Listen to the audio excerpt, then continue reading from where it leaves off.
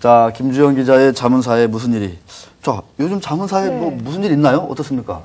네, 오랜만에 제가 전공인 자문사로 돌아와서 전공? 예, 네. 자문사의 성적표를 한번 들춰봤습니다. 전공은 자문이고 부전공은 뭔가요? 예. 부전공. 네, 부전공은 운용사. 운용사. 예. 네, 그러면 교양은 뭔가요? 교양 필수. 1절만 하시면. 네. 네, 알겠습니다. 예. 자, 요새 무슨 일이 있나요? 예. 그 한 증권사에서 집계한 자문사의 성적표를 봤는데요. 3개월 동안 자문사 평균 수익률이 시장은 물론 펀드 수익률보다도 낮게 나타났습니다. 어이? 이것도 웬일이에요, 이건? 예, 그러니까 저도 한동안 살피지 못했다가 알게 됐는데요. 예, A 증권사 연계되어 있는 자문사의 3개월 수익률을 7월 말 기준으로 살펴봤더니 평균 마이너스 5%를 기록했고요. 자. 전 고점과 비교해서는 대부분 5%에서 10%씩 하락했습니다. 같은 기간 코스피는 2.7% 빠졌는데 거의 2배 가까이 하락한 셈이죠. 2배? 예. 야, 자문사 황금알을 낳을 것처럼 그렇게 시끌벅적했었는데, 자, 그러면 뭐 해외 악재들이 뭐 남유럽, 미국에서 많이 나왔으니까 그렇게 뭐 썩 좋을 것 같지는 않았는데, 이 뭐 이게 변동성 장세에도 자문형 랩은 좀 잘 치고 빠진다, 뭐 유연하게 대처한다, 뭐 해지도 잘한다, 별별 얘기들이 많았었는데 왜 이런가요? 물론 변동성 장세, 즉 들쭉날쭉한 장세에서 자문사도 위험 관리를 위해 노력은 했습니다. 현재 주요 자문사의 주식 편입 비율은 약 85%에서 90% 정도인데요. 장이 좋을 때는 98%까지 가져갔다가 나름대로 비중을 줄인 겁니다. 일부 자문사는 주가 조정계 손절매에 나서기도 했는데요.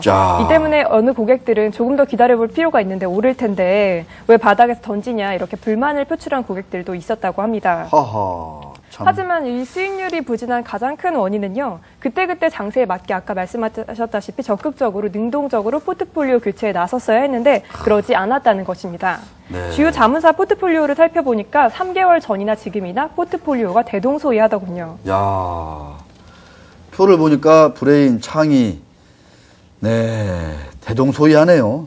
예. 네, 참 뭐 우리가 알만한 주식들을 다 가지고 있네요. 그러니까 이런 포트폴리오라면은 굳이 전문 운용 자격증 아니어도 그냥 할 수 있을 것 같긴 한데 이런 생각이 듭니다만 너무 제가 쉽게 얘기하는 거죠. 이게 얼마나 고심이 많겠습니까? 이 포트폴리오 안에. 나름 그 매니저분들도 많이 고심을 하고 있는데요. 네, 아까 표에서 보시다시피 곧 죽어도 차화정이죠. 그러니까 바꿀 생각이 없는 건지 차화정 중심으로 가져가되 전략적으로 일부 중소형주 몇 개를 편입하는 정도가 대부분이었는데요. 네. 차화정. 네. 그런 건 있습니다. 약간 중기 투자, 장기 투자를 해야 한다는 건 저도 동의를 하는데 시장의 변화 이런 것들은 분명히 따지고 그걸 반영해야 된다라고 보거든요. 그런데 분명히 근데 차화정이 대세가 될 만한 시절은 저는 지났다고 보는데 일부. 근데 여전히 이걸 고집하고 있습니다. 왜 이렇게 차화정 씨를 사랑하시나요? 예, 차화정 씨. 네. 예, 지금 자문사 시장이 벌써 8조 원을 넘어섰고 대형 자문사의 경우에는 몸집이 4조 원, 2조 원 이렇게 부풀려졌단 말이죠. 그러니까 여기서 좀 눈치 보기를 하고 있는 것인데요. 내가 던지면, 그러니까 난 가만히 있는데 상대방이 던질 수가 있잖아요. 그러니까 그렇기 때문에 차화정이 주도주에서 벗어나면 시장 꺾였다고 볼 수 있다라고 말하는 자문사 대표도 있었습니다. 그렇군요. 또 최근에는 코스닥의 강세를 보이고 있긴 하지만 시장의 그 추세가 3개월에서 6개월 단위로 움직인다고 봤을 때 이제는 대형주가 서서히 키 맞추기를 하지 않겠느냐 이런 기대감도 작용했다고 볼 수가 있는데요. 네. 그동안 차화정이 많이 떨어졌기 때문에 이제는 조정 이후에 그만큼 더 추가 상승 여력이 있다. 이렇게 보는 입장도 있었습니다. 네. 일각에서는 뭐 차화정, 그러니까 자문사들이 큰 자문사들이 가지고 있는 이 차화정을 던져야 그때가 바닥이 아니냐 이런 얘기를 하던데 하여튼 모쪼록 그 정말 원하는 대로 애초에 그 계획대로 장기 투자 잘 하셔가지고 차화정으로 높은 수익을 내기를 빌겠습니다. 자, 미워도 차화정인데 다시 한번 자 주도주는 그럼 못 찾는 건가요? 어떻습니까? 예, 아무래도 일부 유망 중소형주를 편입하고 있긴 하지만 딱히 주도주로 내세할 만한 종목을 찾지 못한 게 사실입니다. 여기에는 차화정의 꾸준한 실적도 영향을 미쳤는데요. 사실 요즘 주가가 조정을 보인 것이 앞서 그리스 그리고 오늘은 미국 이런 대외적 요인에 따라서 주가가 하락한 영향이 크지 않습니까? 그렇죠. 즉 기업의 주가가 떨어졌다고 해서 차화정의 주가, 즉 기업의 본질적인 가치가 변한 것은 아니기 때문에 다시 상승장에서는 이들이 다시 주도주로 복귀할 가능성이 크다라고 보는 것입니다. 상승장에서는. 근데 참 안타깝게도 좀 우리 정치가 오를만 하면 악재가 터지고 오를만 하면 나라 밖에서 악재 터지고 좀 그러지 않습니까? 그만큼 좀 대외적인 요인에 많이 휘둘리는 게 있죠. 이러다가 랠리가 없이 좀 주저앉는 거 아니냐 이렇게 걱정하시는 분도 없지 않아 있습니다. 자, 자문사 동향은 여기까지 하시고 그러니까 오늘은 그러면 어떤 얘기를 좀 이렇게 해주실 건가요? 새롭게. 예, 저는 최근에 코스닥에 많은 관심을 가지고 있는데요. 예, 코스닥 지수가 한 달 동안 15% 급등을 했고요. 오늘 소폭 내리고 있긴 하지만 최근에는 연중 최고점도 경신하지 않았습니까? 네, 이런 가운데 코스닥 기업을 울게 하는 몇 가지 사안들이 있다고 해서 여기에 대해서 이야기를 좀 나눠보려고 합니다. 네, 코스닥 기업들을 울게 하는 일이 있다. 어떤 일이 있나요? 혹시 준법 지원인 제도에 대해서 알고 계신가요?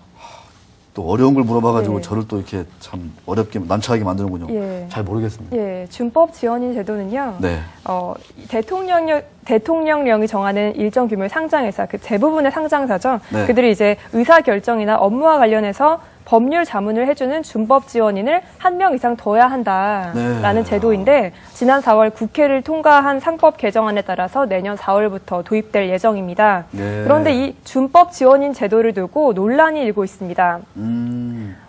모든 회사가 다 줄 수는 없지 않습니까? 그러니까요. 어떤 논란이 좀 많이 있나요? 제가 봐도 약간 좀 부담스럽게 느끼는 상장사들이 있을 것 같은데 어떻습니까? 그러니까 이 자산 규모가 얼마만큼 이상인 회사들이 준법 지원인을 둬야 하느냐를 두고 논란이 일고 있습니다. 현재 법조계에서는 1,000억 원 이상 상장사는 모두 준법 지원인을 둬야 한다는 입장인데요. 하지만 중소기업들에게는 큰 부담으로 작용할 수가 있습니다. 현재 코스닥 협회는 적용 대상 기업을 자산 규모 5조 원 이상으로 대폭 제한해야 한다고 주장하고 있습니다. 너무 그 차이가 크죠, 지금. 5조 원? 네, 자산 규모가 5조 원 넘는 코스닥 기업이 있나요? 제가 볼 때 없는 것 같은데. 많지는 않고요. 코스피와 코스닥 합쳐서 한 77개 정도 기업이 5조 원 이상입니다. 코스닥 시장에는 거의 없을 것 같은데요, 5조 원 넘는 게.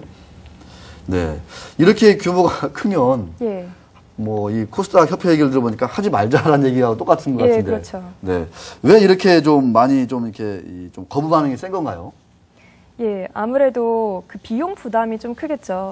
비용 부담. 준법 지원인 제도라면 변호사를 이제 의무적으로 둬야 한다는 것인데 그 연봉 체계에 대해서 혹시 얼마 정도를 줘야 하는지 알고 계신가요? 연봉? 네, 갈수록 어려운 걸 물어봐가지고 저를 계속 궁지로 보고 있습니다. 준법 지원인에게 들어가는 연봉이요. 평균적으로 한 8천만 원 수준인데요. 코스닥 상장사, 대기업에는 물론 부담이 안 될 수도 있습니다. 하지만 코스닥 상장사의 직원 평균 연봉은 3천만 원 수준이거든요. 2배가 넘기 때문에 기업 입장에서는 부담이 될 수밖에 없고요. 8천만 원. 또 다른 이유로는 그럼 이제까지 준법 지원인제도 없이 어떻게 이제껏 유지를 해왔냐. 이 점에 대해서 또 의문이 들겠죠. 그러니까 이미 상근 감사나 사회이사, 감사위원회, 내부 회계관리제도 이런 것들을 다 갖추고 있었는데 준법 지원인까지 두자고 하면 이전의 제도들하고 또 엉키게 되는 게 좀 있거든요. 중복이 되는 그런 것들이 있어서 이제 코스닥 기업들은 새로 자꾸 뭘 도입하려고 하기보다는 기존의 것들을 좀 보완을 해서 하자. 유지하는 것이 좋지 않을까. 정말 이게 참 그 안타까운 게 뭐 감사인도 있고, 그죠? 사회이사도 있고, 또 외부 회계감사도 있는 거 아니겠습니까? 그렇죠. 그럼에도 불구하고 또 준법 지원인을 또 주어야 된다. 그 정도로 이 상장사들을 믿지 못하는 건지. 이 법적인 지금 논의는 어떻게 되고 있습니까? 절차나 준비는.